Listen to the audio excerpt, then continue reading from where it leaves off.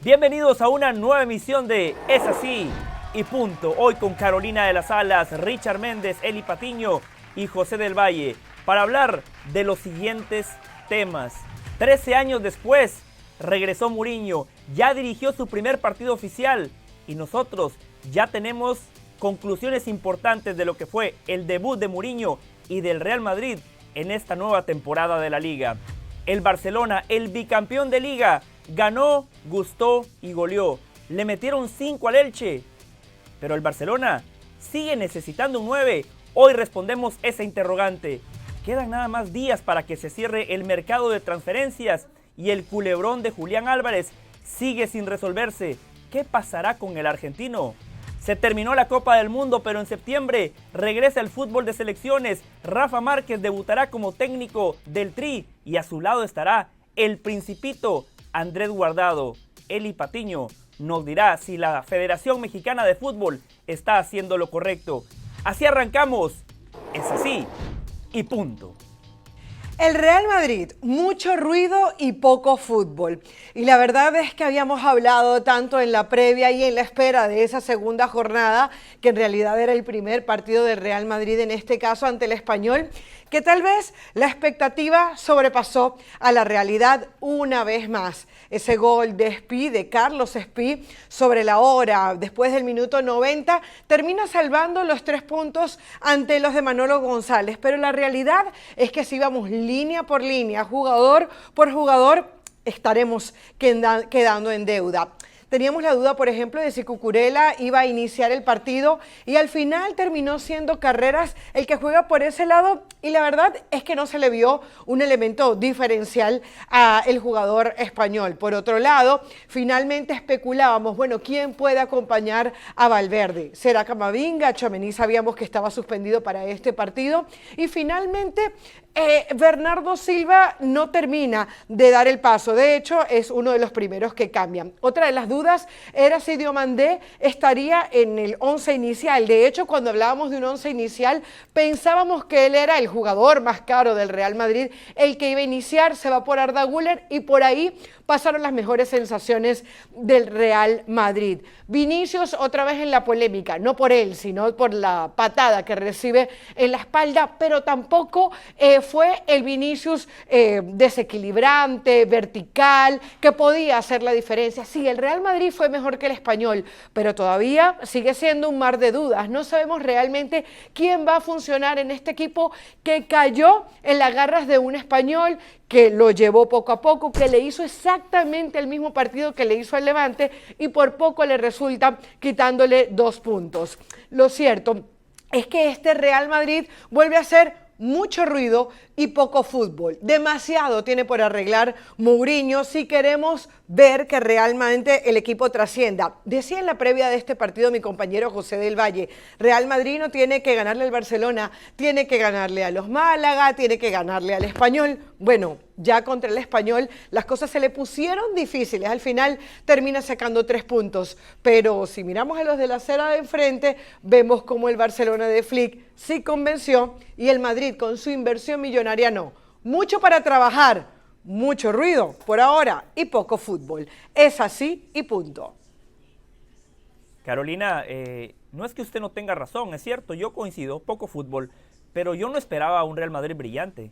Es la primera jornada de la Liga. Además, el contexto para mí es muy importante. Venimos de una Copa del Mundo donde la mayoría de los futbolistas del Madrid estuvieron en ese mundial. Todos tuvieron cargas de trabajo distintas. Muchos futbolistas tenían nada más una semana entrenando bajo las órdenes de Mourinho. Usted destacaba el muy buen partido de Arda Güler y estoy de acuerdo con usted, Caro. Arda Güler fue eliminado en la fase de grupos de la Copa del Mundo. Arda Güler pudo hacer la pretemporada y justamente por eso fue uno de los futbolistas que mejor se vio. Este Real Madrid tiene 6 refuerzos, 6 caras nuevas, 3 de ellos jugaron de titular. Los otros 3 entraron en la parte complementaria. Estamos hablando de 6 futbolistas nuevos, un entrenador que 13 años después está de vuelta en la capital española para tratar de hacer resurgir a este gigante del fútbol europeo que en los últimos 2 años no tiene títulos. Enfrente, Caro, estaba un equipo que no tuvo un solo jugador en la Copa del Mundo y desde el aspecto físico volaba, estaban mucho mejor en ese rubro. Un equipo que con Manolo ya tiene una idea de juego, tiene una identidad, todos los futbolistas entienden el sistema, claramente tienen menor calidad y justamente por eso el Real Madrid lo termina resolviendo, porque tiene más calidad, porque hace cambios, porque Diomandé quizás no fue ese refuerzo que todos esperaban, pero es un jovencito, está debutando con el Real Madrid, pero le dio amplitud, estiraba la defensa contraria del Español. Los cambios de Mourinho fueron buenos porque Spi es un delantero sedentario que fija los centrales. Un equipo que se había metido tan atrás, necesitaba el Real Madrid tener un delantero puro. Coincido con usted, Vini Junior no tuvo un buen partido. Al minuto 80 no había generado una sola oportunidad de gol. Kylian Mbappé se mostró, pero para lo bueno que es, ese mano a mano que tuvo al minuto 37, esa jugada tuvo que haber terminado en gol. En el segundo tiempo tuvo otra donde midió mal la pelota, saltó un poquito antes y si medía de mejor manera la pelota, lo único que tenía que hacer era empujar la pelota. En líneas generales estoy de acuerdo con Caro, poco fútbol, pero yo creo que es entendible el porqué del poco fútbol. ¿Alguien esperaba algo distinto? No sé, que Real Madrid no se caracteriza por jugar un fútbol. Yo sí esperaba algo precioso. Distinto, ¿no? Porque hemos hablado mucho del Madrid, que llegaba Mourinho, que habría que ver a lo mejor algo. Bueno, solo algo logró Mourinho que difícilmente se ve, que en un partido veamos muy mal a Vini y a Kylian Mbappé. Eso sí lo logró Mourinho en esta presentación del Real Madrid, porque difícilmente a los dos los vemos en un nivel bajo, ¿no? Siempre o sobresale uno o sobresale el otro. Y fue un poquito, pero muy poquito lo que pudo sobresalir, digamos, Kylian Mbappé, porque Vini siempre con sus problemas de que se le meten a la cabeza. En la jugada del gol, Eli, de repente, sí, ¿no? En la jugada del gol donde él hace la jugada individual y después, bueno, Espi tiene ahí el balón para mandarla a guardar. Yo sí vi cosas que Pero es una jugada clave, además. Cosas que intentó distintas, sobre todo en el primer tiempo, ¿no? Algunas permutas, lo de Bernardo Silva que de pronto caía a la banda y hacía este intercambio de posición con Arda Güler, lo de Dumfries también, de pronto atacaba carril interior, de pronto llegaba un poquito más a línea de fondo, pero después regresamos a lo mismo del Madrid. 20 minutos buenos y después se pierde la generación de fútbol. Yo sí esperaba algo distinto porque entiendo el tema físico y eso le va a pegar no al Real Madrid, le va a pegar a todos los equipos que han aportado futbolistas durante la Copa del Mundo y que tuvieron una gran participación o que avanzaron más lejos en este Mundial. Pero sí me pareció pues un poquito más de lo mismo, los mismos problemas, las mismas carencias, problemas defensivos, la falta de idea, la falta del generador de fútbol. Ahí no se sintió cómodo Fede Valverde, me decepcionó, a pesar del resultado, porque yo sé que de pronto el madridismo pues se queda feliz viendo el resultado de 2-1, ¿no? No les importan tanto las formas, pero tuviste algunos días para trabajar y si no me dicen que Mourinho está en este banquillo, yo al menos no me entero. Entonces sí me resultó decepcionante la primera estampilla ahí del Real Madrid. Es temprano para juzgarlo. Pienso que van a mejorar, claro. Pero me decepcionó el Real Madrid en este primer vistazo. Debe ser que ustedes esperaban ver un Real Madrid jugando como el Manchester City pero de Guardiola. Mejor, que yo sepa, el Real Madrid ha jugado así. Pero, pero ya va. Ni Mourinho ha jugado así nunca, pero ni Mourinho ha jugado así nunca, ni el Real Madrid juega así, ni con Mourinho, ni con Ancelotti, ni con nadie. Entonces, ¿qué esperaban? Empezando por allí. Yo creo que o ustedes tienen muchas ilusiones con el Madrid o hay una necesidad de pegarle al Real Madrid todo el tiempo que tampoco entiendo. Lo de Vinicius Junior no cambia. Claro que no cambia. Vinicius Junior tiene partidos malos como el que tuvo este fin de semana, desaparecido. Tiene partidos en los que le pega y los árbitros hacen los tontos. Sí. Eso sí pasa también. Hay cosas que no cambian. Mbappé tiene sus más y sus menos. Sabemos que puede dar Mbappé. No podemos criticar a Arda Güler porque fue el mejor del Madrid. No lo podemos criticar.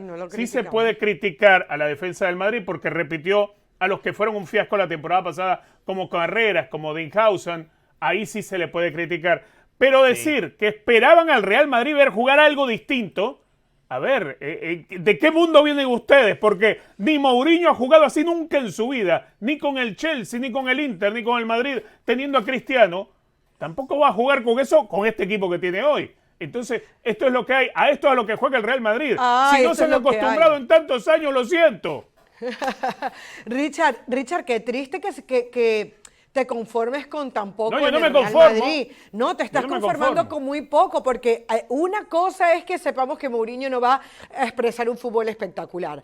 Otra cosa es que nosotros sepamos que se trata de la primera jornada y es normal que es un partido que es de alguna manera la continuación de la pretemporada. Pero ya tú empiezas a pedir cosas. Tú empiezas a pedir que Carrera sienta que tiene alguien que le está tocando la puerta como Cucurella, que no le dieron el No, que Cucurella tiene que ser titular. Cucurella tiene que ser titular. El gol es culpa de Carreras, Carreras pierde la marca, claro. traba. Claramente Sí, Federico Valverde le señala que tiene que seguir con la marca y no lo hace. Exactamente, y tú cuando ves, por ejemplo, lo que hace Arda Güler, que sabe que Diomandé pinta para ser el titular, tú te tiras un partidazo.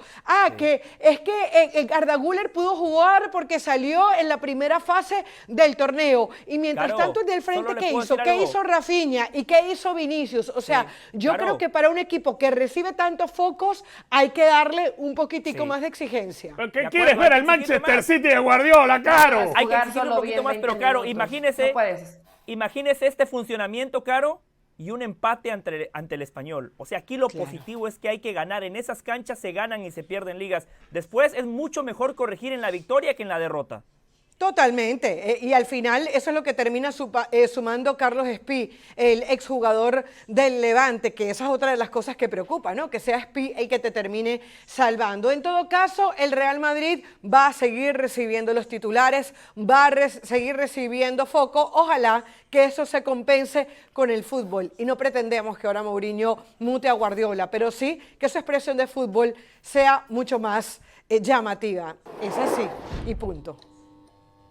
El Barcelona de Hansi Flick en su presentación en la temporada 2026-2027 ganó, gustó y goleó. Podríamos decir que encontró el punto G. Sí, ganó, gustó y goleó.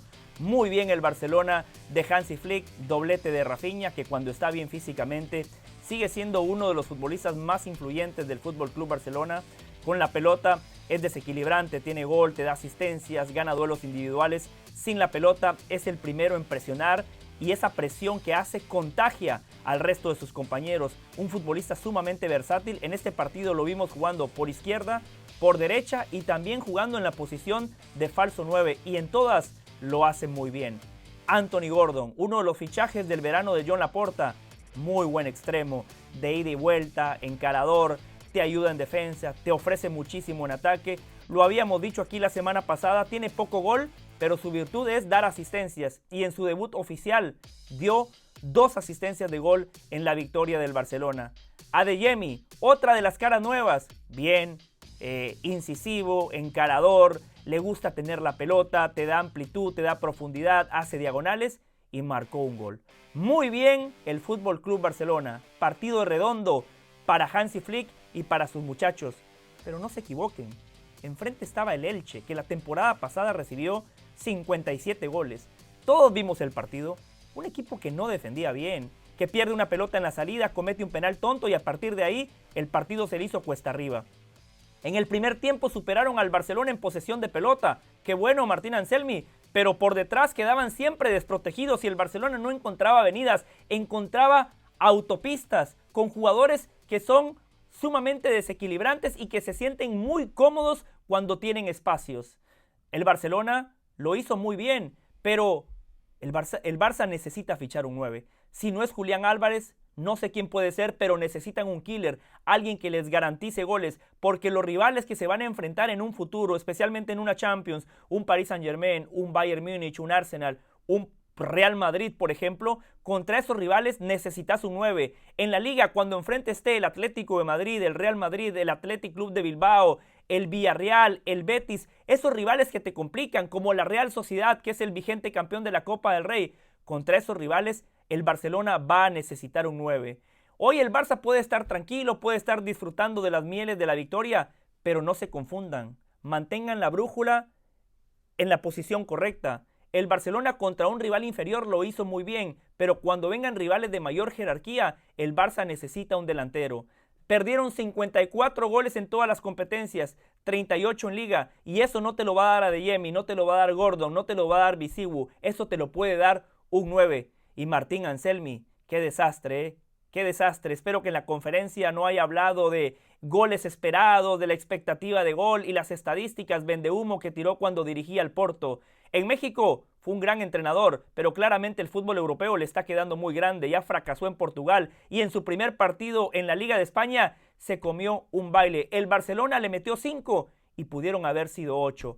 Barcelona, arrancaste muy bien con el pie derecho, pero no se confundan. Quedan todavía días en el mercado de verano. Vayan y compren un 9, porque sin un killer les va a alcanzar para ganarle a los Elche del mundo, pero no les va a alcanzar para revalidar el título de la Liga y mucho menos para ganar la Champions. Es así y punto.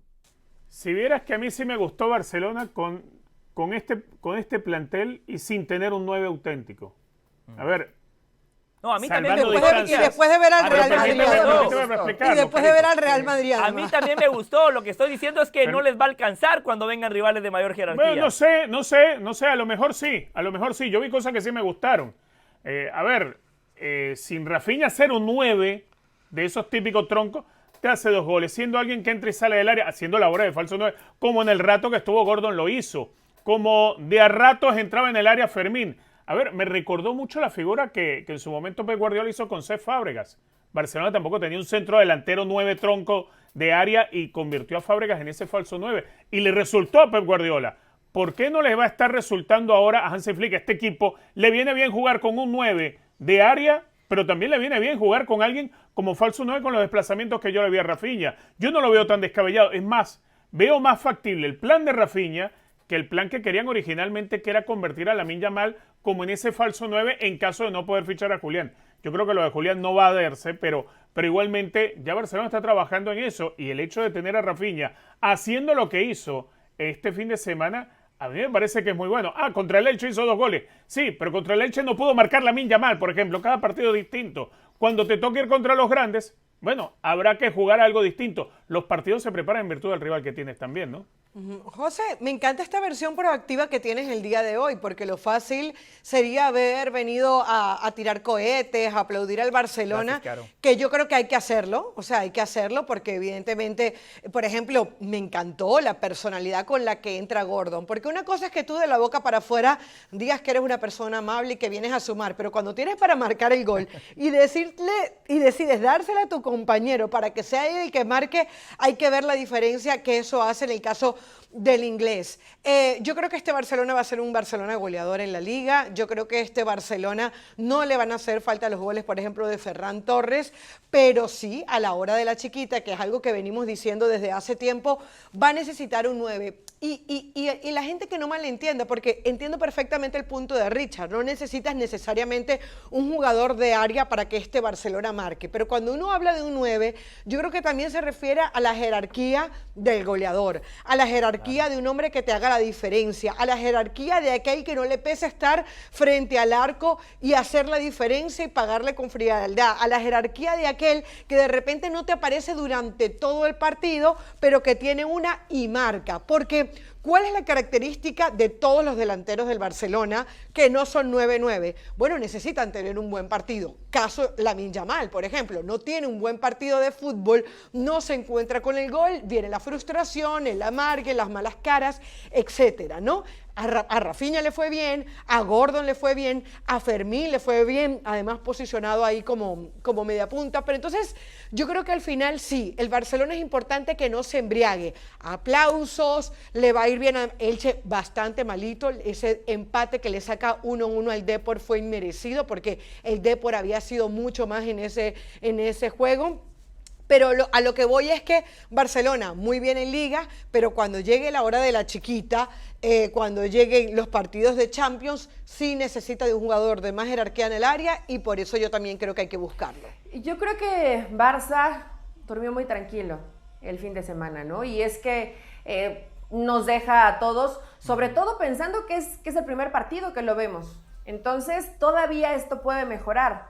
Hay que considerar que en la banca estaba Cancelo, Pedri, Gordon, Koundé y Dani Olmo. O sea, esa es una parte de la banca del Barcelona, lo cual también ilusiona. Correcto. Que todavía no hemos visto a Rodri, pero que Bernal termina siendo un gran partido. O sea, un equipo livianito, con algunos movimientos de Hansi Flick, termina pasándole por arriba. Claro, el Elche con demasiadas deficiencias, con un primer tiempo no tan malo, pero después termina cometiendo muchos errores que te hace que te goleen, y coincido, pueden haber sido 8 o 9 goles sin ningún tipo de problema.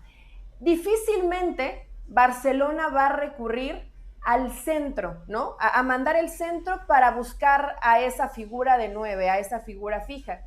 En el esquema del Barça no es indispensable tener a un 9, pero habrá partidos donde equipos que sí se defiendan mejor, equipos que sí se te cierren bien atrás, que no te den espacios, que a lo mejor no pueda aprovechar Gordon, Adeyemi, el mismo Rafinha, que sale mucho del área, y ahí es cuando te van a empezar a complicar. Hoy el Barça tiene que estar tranquilo. Cuando ves esta primera fotografía y dices, ¿qué esperas del Barça?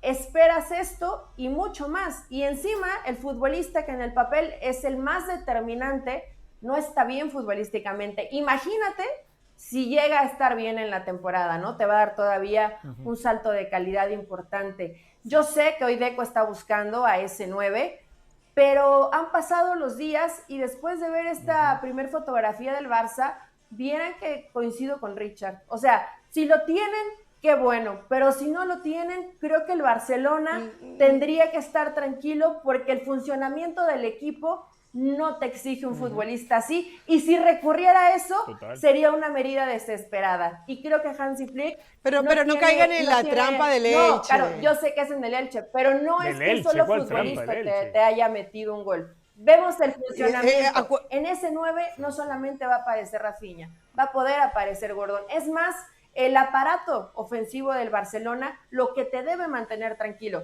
Dime cuántos centros mandó Barcelona. O sea, no es la forma en cómo ellos llegan y pisan el área. Entonces, tranquilo Barça, que si no consigues el 9, les va a ir bien. Porque estos partidos como el Elche o esos equipos chiquitos, que yo sé que la temporada pasada igual fue muy mala, se te llegan a complicar. El Barça hoy tiene que dormir tranquilo. Para citar al filósofo y dramaturgo venezolano. Oye, algo dijiste del punto G, José. Y en esa trampa cazabobos. ¿Cómo fue eso? Ganar, gustar y golear. Eli, el punto G, en el fútbol es ganar, gustar y golear. Sí. Ese es el punto G. Eli.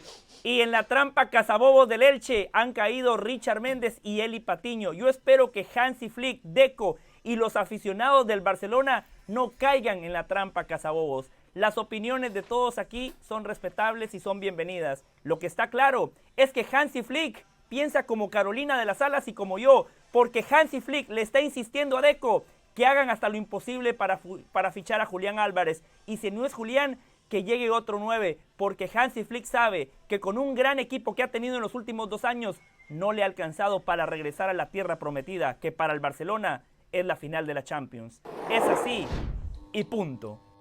Julián Álvarez nunca debió ir al Atlético de Madrid.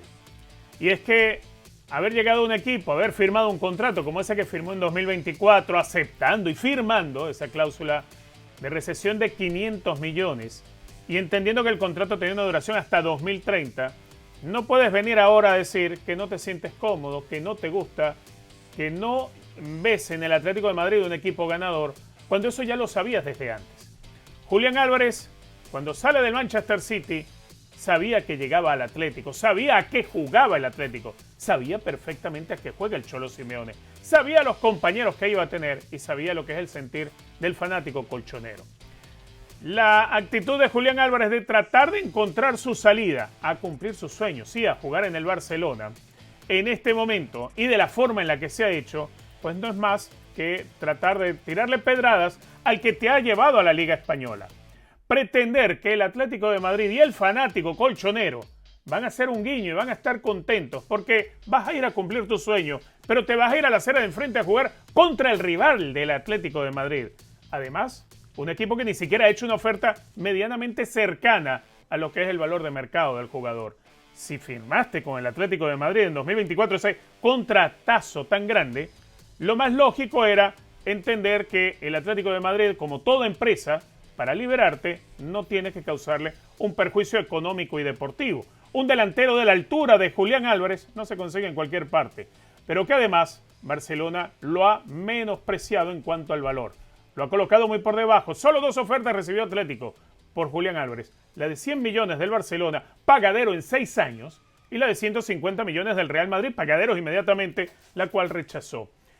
No se puede pretender ni victimizarte, y el fanático colchonero lo sabe. Ahora esto ha causado un gran problema, tanto las declaraciones de Julián durante el Mundial como el cierre de filas del Atlético de Madrid. No se va y punto, a menos que paguen lo que corresponde pagarse. Julián Álvarez hoy está en la necesidad de dejar el equipo. El Atlético de Madrid está en la necesidad de que él se vaya y la afición no lo quiere, pero tampoco lo quieren ver jugando en la acera de enfrente. Es decir, una traición completa al club, así lo podría sentir el fanático, aunque no haya sido la intención del jugador, pero sinceramente sabía dónde se metía, sabía dónde iba, sabía lo que jugaba y ahora no lo pretende romper tan fácil. Es así y punto. Bueno, tienes razón, Richard. Yo creo que Julián, si no le gustaba el estilo del Cholo Simeone, que todo el mundo conoce lo que es el Cholo Simeone, nunca debió aceptar ir al Atlético de Madrid. ¿Y saben qué es lo peor? Que cuando uno ve al Atlético de Madrid, uno entiende por qué Julián Álvarez no quiere jugar en ese equipo. El partido contra el Málaga, el primero lo analizamos, entiendo que comenzabas con 6 canteranos, después cuando llegan los cambios el equipo por fin reacciona y viene el 2-0. Este último que lo gana con ese gol también en extremis de Giuliano Oblak, tuvo que ser el protagonista en el partido ante el Villarreal, un Villarreal que ya le ganó la posición en la tabla pasada, es decir, ni la directiva, ni el público, ni el Barcelona, ni el mismo Atlético de Madrid ayudan para que Julián Álvarez pueda estar mejor. Por eso yo les decía el otro día, el único que se tiene que ayudar es Julián. Fíjense que nos llegaba información de nuestro compañero Rodri Fáez, que decía que el Arsenal sí ofreció por el Atlético, pero Julián está cerrado en banda, dice que él no quiere volver a la Premier League, que el tema de las visas no le convence porque el resto de su familia no pudiera irse para allá, lo mismo con el Manchester United porque ya jugó en el Manchester City. Entonces, si el Barcelona no está haciendo el esfuerzo necesario o no puede o no quiere, ya sabrá el Barcelona de qué se trata ese tema. Si el Atlético no se lo quiere hacer al Barcelona, el Julián tiene que procurar lo más importante, salir del Atlético de Madrid, porque hoy es un pájaro en una jaula de oro y me parece que la temporada va a ser demasiado larga si se queda ahí por el fútbol y por su situación personal. Yo creo que Julián ya debe de dejar de... Porque esa fotografía, cuando va al túnel y le avientan la camiseta, te da pena, ¿no? Te da pena por el profesional que no le está pasando bien. Pero te equivocaste, Julián, te equivocaste y eres un futbolista joven, pero ya no hablemos solamente del Atlético de Madrid. En el City no estabas a gusto porque no eras el titular y porque Haaland era la primera opción para Pep Guardiola. Después llegas a un equipo donde todos conocemos lo que iba a pasar con el Cholo Simeone, que ya no tiene más que dar, está requete visto, el monumento ya se lo hubieran puesto, pero igual el que ya no tendría que estar ahí también es el técnico. Y Julián acepta estar ahí. Desde el discurso, el Cholo Simeone muchas veces lo bancó y Julián también se quedó un poco corto en el rendimiento, porque le piden sacrificio, porque es un equipo que de pronto es demasiado rocoso y poco espectacular lo que te puede ofrecer enfrente, y eso puede frenar las virtudes que pueda llegar a demostrar Julián. Pero no vimos a un Julián de más o menos ese desgaste en la selección. Y yo no lo veía con esa cara, con ese fastidio. Yo sé que es la selección argentina y que es el orgullo y que todos jugamos por Messi, si tengo que correr toda la cancha lo hago, pero también debe de llegar un momento en que el futbolista entienda que el que se equivocó fue él por las declaraciones que dijo y que si hoy la afición y el Metropolitano lo pita fue porque él se equivocó, ya sea por el promotor que también salió a decir que está mal rodeado, si no se quiere ir o no quiere regresar a la Premier, entendible. Yo también esa parte, si tu familia no puede estar, hay un tema de visado, pues peor, menos vas a estar contento. Pero ya debería Julián de tener un momento de madurez, de decir, yo me equivoqué, me toca estar calladito, comérmela, trabajar y demostrar que tengo la calidad para estar ahí, porque yo fui el responsable de la bronca que se está generando. Si al final no se hace con el Barça, Julián debe entender que van a ser momentos difíciles, pero también hay que estar bien de acá arriba, bien mentalizado, fortalecido para decir sí. Pero si llegan los goles, si han bancado la afición al Cholo Simeone, siempre entregándole tercer lugar, tú dime si no van a perdonar a Julián Álvarez, si al final los goles llegan. Lo van a perdonar y esto va a pasar, el trago amargo. Aquí lo importante es que Julián entienda que él no es la víctima. El que se equivocó fue él. Es que Julián, y tiene que hacerse responsable. Julián debe dar alguna declaración de diga, me equivoqué, antes de hacer ese gol al Barcelona en el ángulo. Para ver si, o al Madrid, porque yo creo que con goles esta afición hoy no le perdona nada a Julián. Por lo menos que diga, me equivoqué, que sea algo político, que diga algo. Julián nunca debió ir al Atlético de Madrid. Es el titular de Richard Méndez. Estoy de acuerdo. De Guardiola fue a Simeone. O sea, totalmente contradictorio. Pero también me gustaría saber cómo fue la plática de Simeone con Julián Álvarez. No sé si le prometió, voy a cambiar mi estilo de juego. Porque el Cholo Simeone ha mutado en los últimos años. Ha querido ser más ofensivo, lo que pasa que no ha podido. Lo que pasa que no ha encontrado la manera de tener automatismo, de tener generación de fútbol. Y por tratar de cambiar, se ha descuidado atrás. El Atlético de Madrid de los últimos años no defiende tan bien como lo hacía cuando llegó el Cholo Simeone, que esa era su fortaleza. Mantener el cero en su portería o permitir como mínimo o máximo un gol por partido. Ese Atlético de Madrid ya no defiende tan bien como antes. Entiendo que Julián quizás haya dicho, me gusta el proyecto, pero después de varios años vistiendo esa camiseta y viendo cómo él es víctima de lo que propone su entrenador, yo encuentro razonable que él quiera cambiar de rumbos. Y sobre lo que ustedes comentan de que él se equivocó, de que declaró ante el mundo de que se quería ir del Atlético de Madrid, también hay otra versión. Yo no sé a quién creerle, porque la versión de Julián Álvarez y de su entorno es que desde las oficinas del Atlético de Madrid le dijeron, tenés que declarar públicamente de que te querés ir. Y cuando él emite esa declaración, lo dejaron solo. Lo que pasó este fin de semana, lo que le hizo el Atlético de Madrid a Julián Álvarez, fue vergonzoso. ¿Cómo le van a decir que él no vaya a saludar a su afición y lo dejan solo? Claro, lo dejan solo para que reciba los abucheos. Si está con sus compañeros lo pueden abuchear, pero está protegido por 10, 15, 20 futbolistas más. O sea, lo que le hicieron fue una bajeza. El Atlético de Madrid ahí se equivocó. Si no lo quieren vender, que cierren el capítulo y a partir de ahora sos uno más. Pero al contrario, lo dejan morir solo para que él siga absorbiendo las críticas. Yo no sé en qué va a terminar todo esto, pero aquí están perdiendo todos. Está perdiendo el Atlético de Madrid porque ningún club quiere tener a un futbolista que no quiere estar. Está perdiendo Julián Álvarez porque el futbolista, para rendir bien en la cancha, tiene que estar bien de la cabeza, tiene que estar tranquilo. Está perdiendo el Fútbol Club Barcelona porque si Julián Álvarez, repito, no les va a alcanzar para ganar la Champions. Ya te voy a explicar por qué. Está perdiendo, Richard. ¿Por qué no? Bueno, primero porque Barcelona es el que provocó esta situación con toda la intención, para pagar menos, para que Julián se vaya como sea, quiera salir, el club quiera salir de él, para pagar los 100 millones en 6 años que ofreció Barcelona. Es eso, el único beneficiado que puede haber de toda esta situación es el Barcelona. Si Julián termina de salir, va a salir a Barcelona o a Inglaterra o a donde sea. Pero el único que va a salir bien parado es Barcelona, porque incluso, aunque no vaya a Barcelona, pero con que se vaya del Atlético, ya debilitaste más al Atlético, ya lo destrozaste al Atlético. No. Lo que está pasando, una gran culpa de todo esto, es la forma en la que ha actuado Barcelona. Usted decía que dejaron a Julián solo, y el Barcelona no lo ha dejado solo. El Barcelona no lo ha dejado solo en esto, que no ha sido capaz de poner un euro más. Porque no lo tiene. Bueno, porque no lo tiene para Rodrigo. Claro, no tienen plata. Lo tuvieron para Rodrigo. ¿Y sabe qué es lo que pasa, Richard? Richard, que 100 millones de euros es una muy buena oferta. Lo tuvieron para que aquí 100 millones de euros cuando le vas a causar 100 millones de euros cuando le vas a causar un daño económico. Richard siempre se las arregla para que el Barcelona sea el culpable. Richard siempre se las arregla para que el Barcelona sea culpable. No, pero es que es lógico.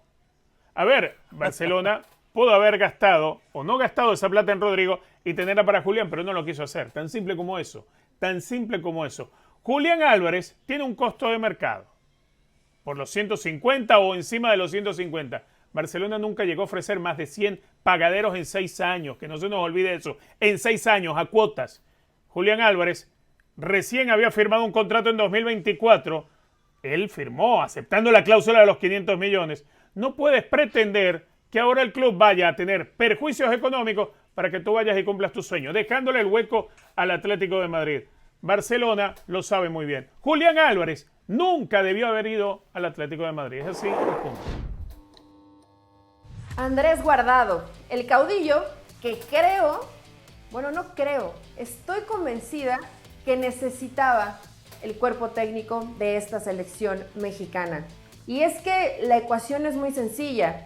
Es cierto que Andrés tiene poco tiempo que dejó las canchas y comenzó esta preparación como auxiliar técnico en las inferiores del Betis y tenía esta posibilidad de que sea un proyecto a futuro, pero decide, aunque todavía no está la firma, estar ahí, hombro a hombro, en un camino que no sé si va a ser con final feliz, porque ya comenzaron los primeros obstáculos para Rafael Márquez. Se vienen 4 partidos importantes, donde del fútbol mexicano solamente le van a prestar 2 futbolistas por equipo.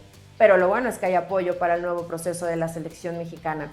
Andrés Guardado, en su momento como futbolista, era ese caudillo que te convencía desde la palabra, pero también desde lo que hacía en la cancha, con una buena relación, con un tipo que sabe en la trayectoria y el futbolista lo escuchaba, lo atendía y realmente tenía ese poder de convencimiento para el grupo. Y es que este cuerpo técnico lo necesita. El cuerpo técnico de un grupo, el cuerpo técnico de una selección es lo más importante. Es la familia con la que vas a convivir y estoy segura que Andrés Guardado no quiere el puesto de Rafa Márquez. Entonces, desde ahí me parece buena decisión. Y después, lo que está girando en ese entorno. Rafa Márquez hoy tiene un problema de que no le gusta y él siente que no está capacitado para convivir con los medios, para afrontar esos golpes que seguramente le vendrán si es que los resultados no lo acompañan, tan así que se ha metido a un coacheo para poder ir llevando ese barco, una silla bastante caliente, como lo es la selección mexicana. Creo que Andrés Guardado es una buena decisión, es un personaje joven, pero es un personaje que tiene mucho carisma, mucha personalidad y que además puede convencer a este grupo de jugadores. Se les vienen pruebas importantes, se vienen momentos difíciles, seguramente ese partido contra Colombia, Perú, Chile, Estados Unidos, partidos donde no le van a permitir a la selección mexicana perder todos. Habrá que ganarle a Estados Unidos. Algunos siguen pensando en la revancha con Chile. ¿Quién más forma parte del cuerpo técnico?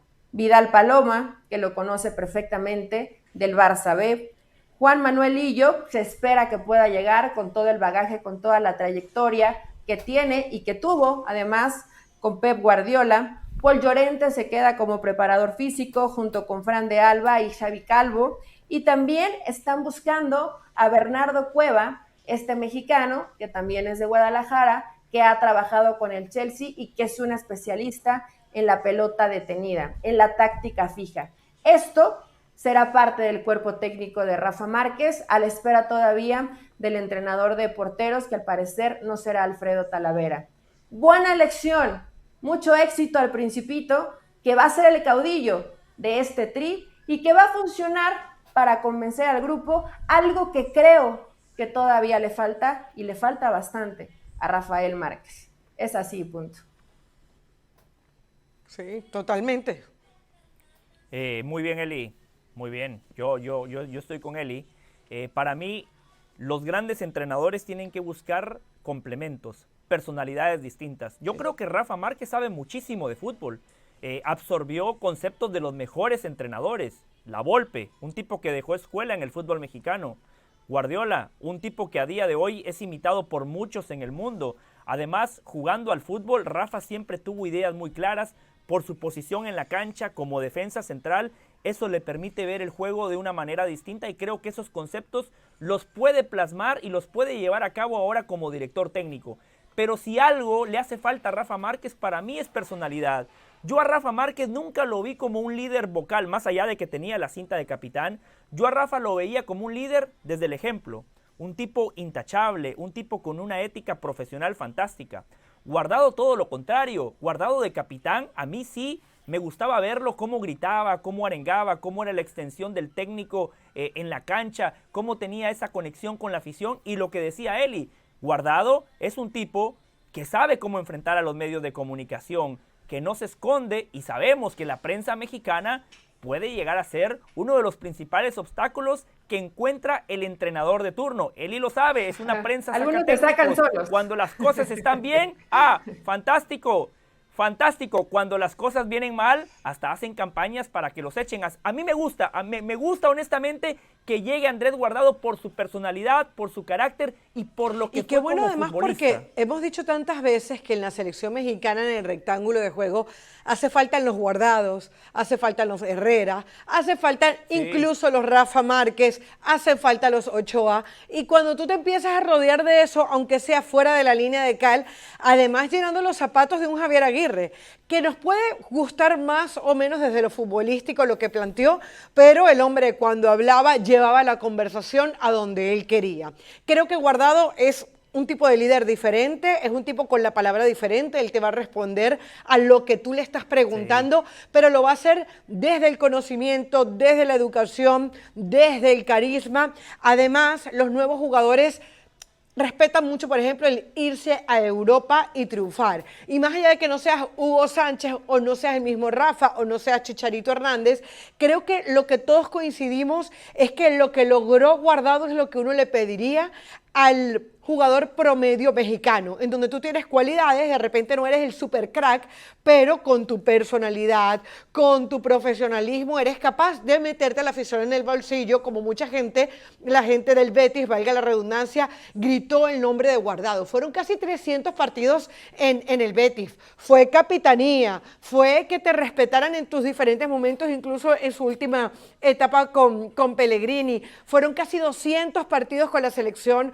mexicana, 198, fueron goles ahí también. Entonces yo creo que es el cóctel perfecto. Si Rafa pone el fútbol y Guardado pone el fútbol, la palabra, la conversación en el oído del jugador, qué lindo debe ser X jugador y llamar, y voy a llamar a mi asistente del seleccionador, le voy a preguntar si me conviene más Grecia o me conviene más Países Bajos, ¿a dónde me voy? ¿Con quién me voy? Realmente eso es importante, porque no es lo mismo llamar a alguien que fue exjugador de la selección a un hombre que prácticamente trabaja para mí, porque yo soy seleccionado. Entonces yo creo que todo eso suma, y si a eso le aunamos, por ejemplo, lo de Juan Malillo, que comentaba Eli, yo creo que puede ser muy interesante lo que traiga la selección mexicana. A mí me gusta mucho la idea. A ver, si algo se ha cansado el fútbol mexicano es que la selección, los cuerpos técnicos son una rueda. Y una rueda que empieza y acaba con Javier Aguirre siempre. Son los mismos rostros, es como un reloj. Ya no va a pasar, Richard. Los mismos rostros y llega. Si es un reloj, el reloj siempre te va a marcar las 12. Bueno, el reloj de los técnicos del fútbol mexicano, siempre, después de la rodita de los que vienen, votan, echan, siempre acababa en Javier Aguirre. Bueno, igual que el reloj siempre te va a marcar, te va a pasar la aguja por las 12. Así pasa con la selección. Le viene bien algo de sangre nueva, ¿no?, a la selección. No solamente por Rafa Márquez, por Andrés Guardado. Sí. Pero es algo que es evidente. Ellos son, digamos, el enlace más cercano que hay hoy a nivel de banquillos entre lo que era aquella ruedita de técnicos mexicanos y lo que es el futbolista hoy en día activo. Son el eslabón más cercano. Yo creo que el lenguaje de hablarle más cercano al jugador, de hacerse entender de una mejor manera, de entender más al jugador moderno, el futbolista de hoy mexicano.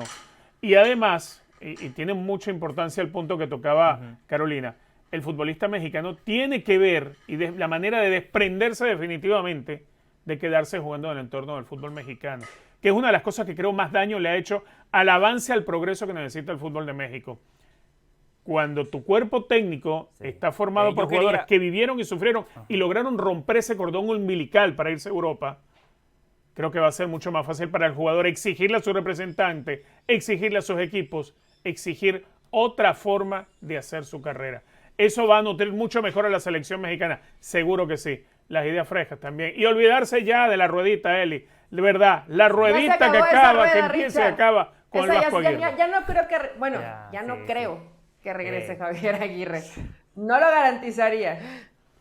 Eli, Eli, un punto más que quería sumar a su editorial. No estoy comparando selecciones, no estoy comparando la materia prima que tienen a su disposición. Estoy comparando nada más escenarios. Lo que acabamos de vivir con Argentina en las últimas 2 Copas del Mundo. A mí me parece que gran parte del éxito es que encontraron esa conexión de exfutbolistas que tenían un trato distinto con el jugador. Scaloni, Ayala, Aimar, Walter Samuel, además todos con perfiles distintos. Scaloni muy tranquilo, Aimar y Ayala terminaban al borde de las lágrimas todos los partidos y Scaloni un témpano de hielo. Me parece bien esos contrastes de personalidades. Eli mencionaba a Juan Malillo. Juan Malillo me parece una mente brillante del fútbol. El tipo sabe muchísimo. Ha trabajado con Pep Guardiola, pero yo estoy convencido, no tengo pruebas, tampoco tengo dudas, de que el discurso de Guardado va a ser mucho más fácil de asimilar para los futbolistas que los discursos de Juan Manuel Lillo. Porque ya nos vamos a cuestiones muy tácticas, ¿no? Y ya pasó México, además, por esa etapa. No estoy comparando a Juan Carlos Osorio con Pep Guardiola, ni la escuela de Pep Guardiola, pero ese tenga tipo cuidado, de aquí está la abogada de Osorio, tenga cuidado. El futbolista mexicano decía o que le entendía poco o que le aburría. No quiere decir que esté bien que digan eso los mexicanos, porque hay que también estudiar y hay que atender y hay que evolucionar como hoy te lo exige el fútbol. Pero sin duda creo que sí hay una debilidad que tiene Rafael Márquez y puede ser el manejo de grupo. Encontró a la mancuerna perfecta en Andrés Guardado. Es así, punto. Y como bonus para la gente que sintoniza Es Así, punto. El caso de Eric Lira, para mí, de los mejores mediocampistas que vimos en la última Copa del Mundo. Y esto es un claro recordatorio de que el pasaporte pesa. Si Eric Lira hubiese hecho el mundial que hizo con el pasaporte de España, Brasil y Argentina, créanme que los mejores equipos de Europa se lo estarían peleando. Y a día de hoy, la oferta más importante que ha recibido Cruz Azul es del Al Jazeera, entre 14 y 15 millones de dólares es lo que dicen. Eric Lira quiere jugar para el Mónaco. El equipo de Francia ha mandado un par de ofertas inferiores a los 14 millones de dólares, 15 millones de dólares que ha presentado el Al Jazeera. ¿Qué debería de hacer Lira? ¿Qué debería de hacer Cruz Azul en el caso de Eric Lira? Definitivamente tiene que irse a Europa, convencer al club. Tengo entendido que la oferta del Mónaco era entre 8 y 10 millones, muy inferior a la del fútbol árabe. Pero si quieres que la carrera crezca, tienes que ir a Europa. Para irse al fútbol de Arabia Saudita por dinero, bueno, olvídese entonces del resto de la carrera. Bajar sus pretensiones, tal vez manejar la posibilidad de que se quede Cruz Azul con un buen porcentaje en el caso de una venta futura. Qué difícil para el jugador mexicano talentoso porque, repito, está en una jaula de oro que muy bien cuando está en promedio, pero que cuando quiere salir, no, o sea, ¿cuántos jugadores hoy van a pagar 14 millones? O sea, él tuvo un buen mundial, pero para que paguen más de 14 millones de euros por él, tiene que estar un poco más comprobado. Es lamentable, ¿no? Es difícil para el fútbol mexicano porque es el eterno problema. Las pretensiones, y por supuesto que el pasaporte cuenta, pero no hay que dejar de lado que Eric Lira tiene 26 años. O sea, ya no es un jovencito, y es un futbolista que es cierto, ya está consolidado en el fútbol mexicano, que tuvo una buena Copa del Mundo, pero que es salir ya, y es ahorita.